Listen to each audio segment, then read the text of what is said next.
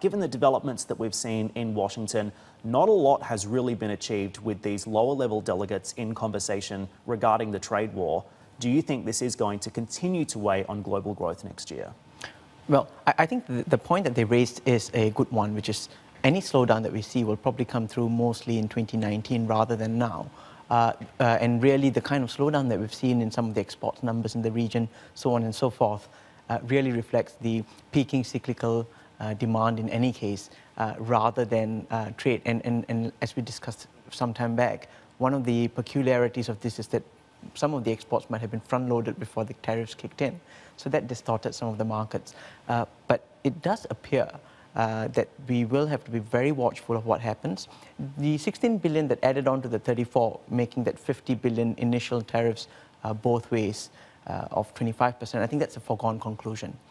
Really what we want to watch is things starting next week, because next week the discussion on the additional 200 billion that the US has proposed comes through. They're probably going to reach some kind of agreement late August, early September. And that is really where the risk lies, because that's 4 times the imports into the US. Is it your base case that that 200 billion does indeed go ahead?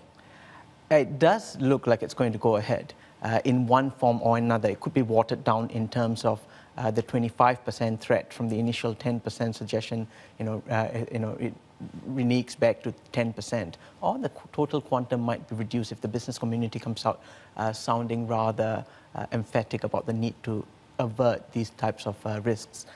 Nonetheless, it does look like the administration is tilted towards imposing that, and China has flagged up what they will do.